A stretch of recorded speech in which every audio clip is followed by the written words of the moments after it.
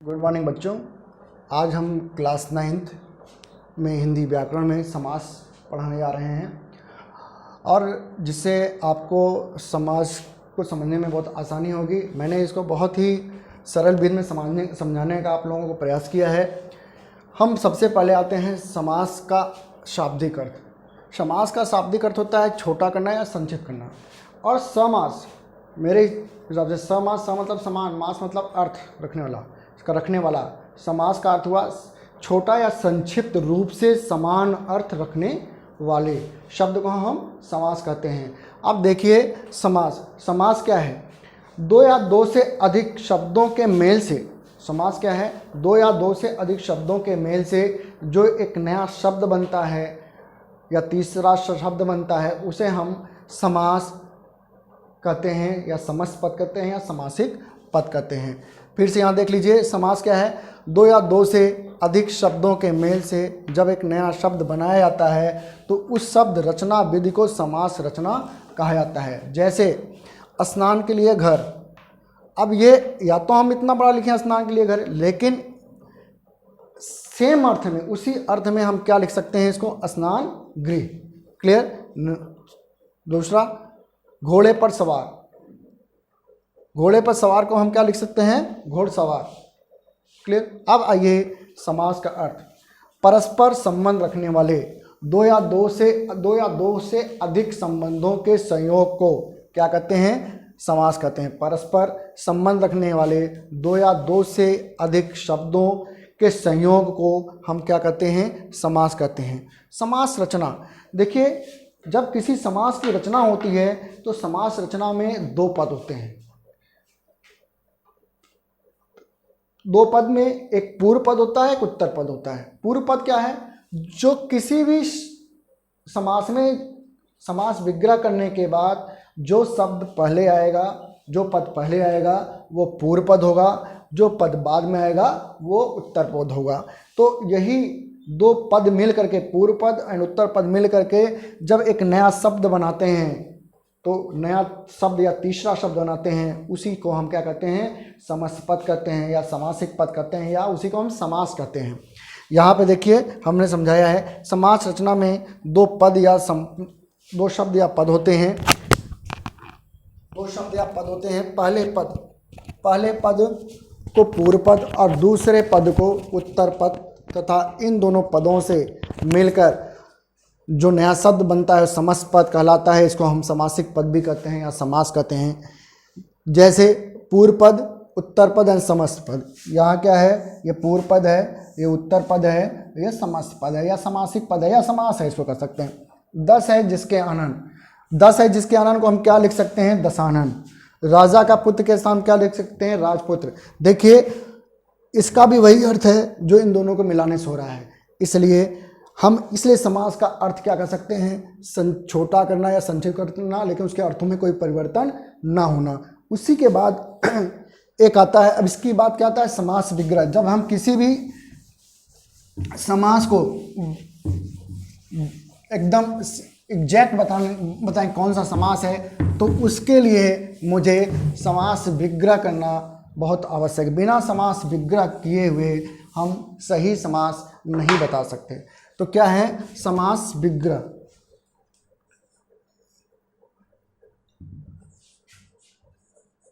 समास विग्रह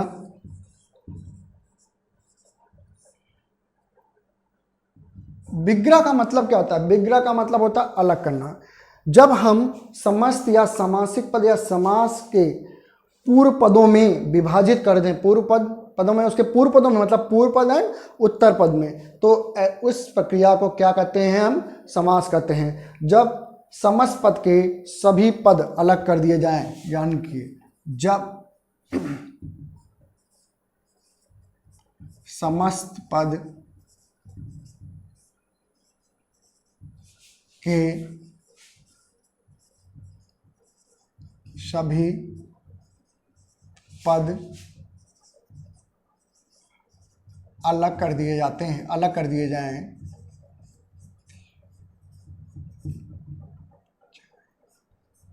तो उस प्रक्रिया को कर दिए जाते हैं, अलग कर दिए जाते हैं, अलग कर दिए जाते हैं, तो उस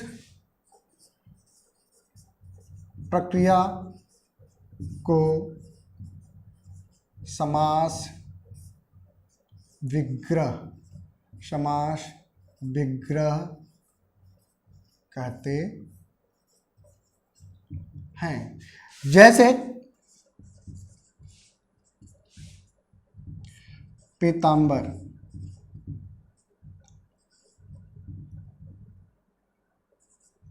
अब इसका समास विग्रह करिए तो क्या हो जाएगा?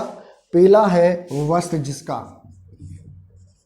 पीला है वस्त्र जिसका। इसमें दो पद हुए, ये पीला है पूर्व पद है, वस्त्र जिसका ये उत्तर पद है।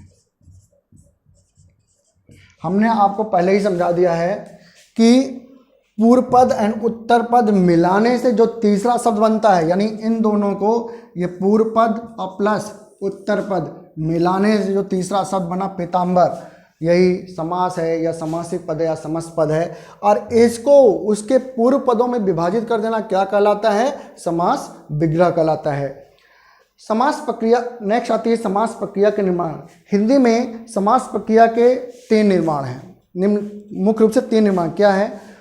वो 3 शब्दों के संयोग से बनता है। या तो कौन कौन से हैं वो? पहला है तत्सम, तत्सम होगा। दूसरा है तद्भव, तीसरा है विदेशी, क्लियर? यानी जब हम किसी समास का निर्माण करते हैं, रचना करते हैं, तो तत्सम प्लस तत्सम, यानी तत्सम पूर्व पद भी रहेगा, तत्सम उत्तर पद रहेगा, तद्भव पूर्व पद रहेगा और तद्भव उत्तर पद भी रहेगा, विदेशी पूर्व पद भी रहेगा, विदेशी उत्तर पद भी रहेगा। इसी प्रकार इन्हीं शब्दों से समास की क्या हो जाती है, क्या की जाती है? रचना की जाती है। समास या समासिक पद जो नया 2 पदों को जोड़कर बनता है, तो 2 पद कौन से होंगे? अगर तत्सम है तो तत्सम पूर्व होगा, तत्सम उत्तर भी होगा। तद्भव, अगर पूर्व पद है तो तद्भव उत्तर पद भी होगा। विदेशी पूर्व पद है तो विदेशी उत्तर पद भी होगा। तो उन्हीं दोनों पदों के मिलाने से जो नया पद बनता है उसे क्या कहते हैं? समास। अब आइए समास के भेद। बच्चों, समास के मुख्य रूप से 4 भेद होते हैं।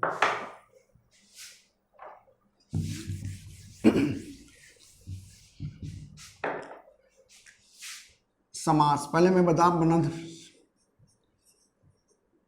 समास, मुख्य रूप से समास के 4 भेद होते हैं।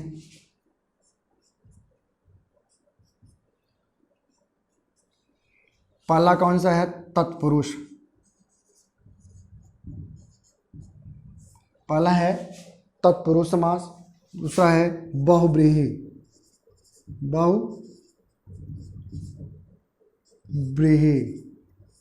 तीसरा है द्वंद्व समास।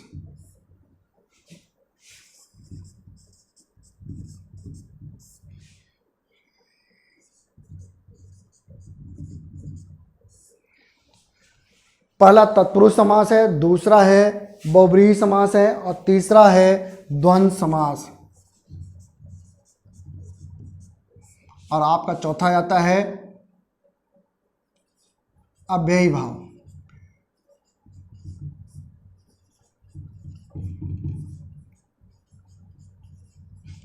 अव्ययी भाव समास। तो हमने आपको समास से कितने यहाँ भेद भेजा है? 4। कौन कौन से? तत्पुरुष, बहुब्रीहि, द्वंद्व और अव्ययी भाव समास। अब तत्पुरुष समास के 2 भेद आते हैं। यहाँ तत्पुरुष समास से कितने भेद जाते हैं?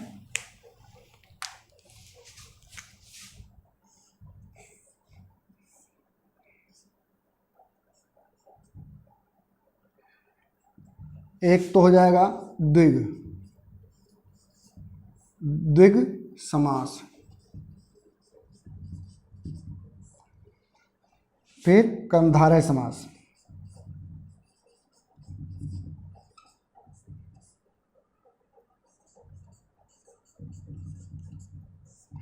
तो बच्चों हमने आपको बताया अभी समास के मुख्य रूप से कितने भेद हुए? 4। कौन कौन समय? पहला तत्पुरुष, दूसरा बहुव्रीहि, एंड तीसरा द्वंद्व समास, एंड चौथा अव्ययी भाव समास। तत्पुरुष समास के 2 भेद हो जाते हैं, द्विग समास एंड कर्मधारय समास। इस प्रकार इसको 5 और इसको 6, 5वां और 6ठा कर सकते हैं। इस प्रकार हम कर सकते हैं कि समास से कितने भेद हो गए? टोटल 6। समास से कितने भेद हो गए? 6।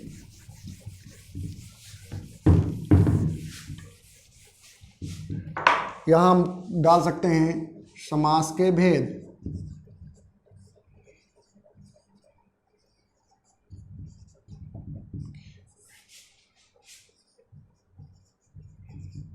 समास के 6 भेद होते हैं। पहला तत्पुरुष, दूसरा द्विगु, तीसरा कर्मधारय,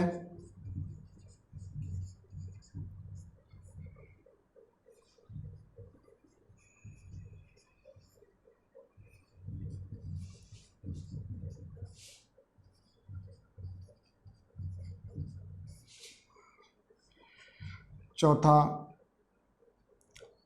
बहुव्रीहि,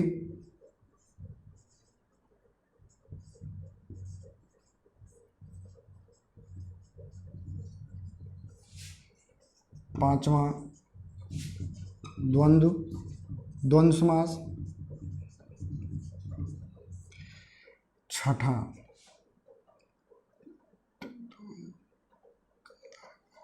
अव्ययी भाव।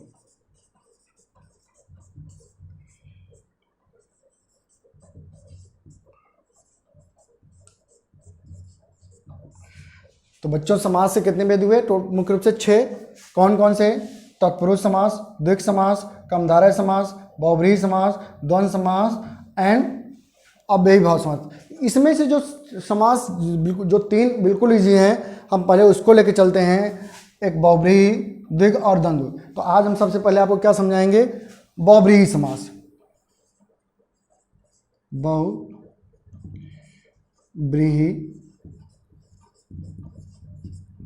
समास। तो बहुव्रीहि समास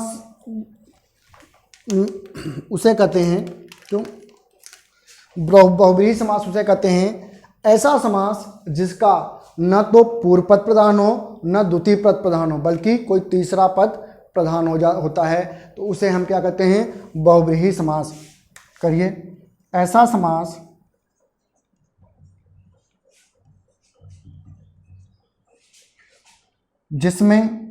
जिसके समास विग्रह करने पर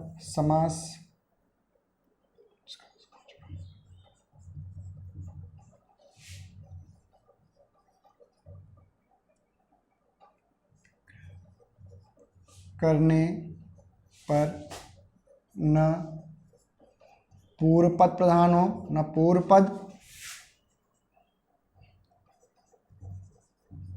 प्रधान हो, और न ही उत्तर पद, बल्कि तीसरा पद प्रधान हो। पद प्रधान होता है तो वहाँ बहुव्रीहि समास होता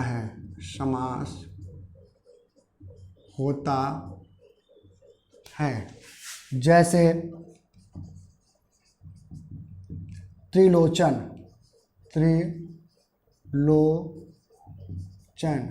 बच्चों जैसे त्रिलोचन, यह त्रिलोचन है, तो हम इसका सबसे पहले क्या करेंगे? समास विग्रह करेंगे। तो त्रिलोचन क्या हुआ? 3 आंखों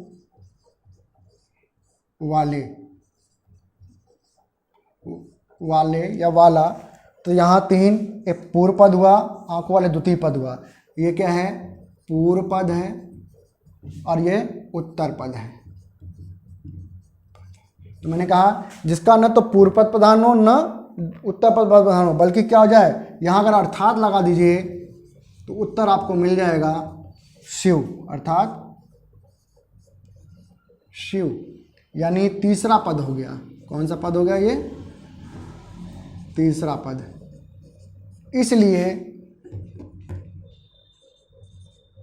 इसलिए यहाँ पर ये क्या है? बहुव्रीहि समास है।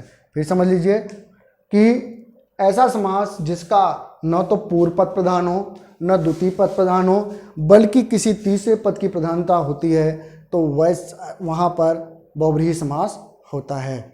बाकी बच्चों कल मैं आपको पढ़ाऊँगा।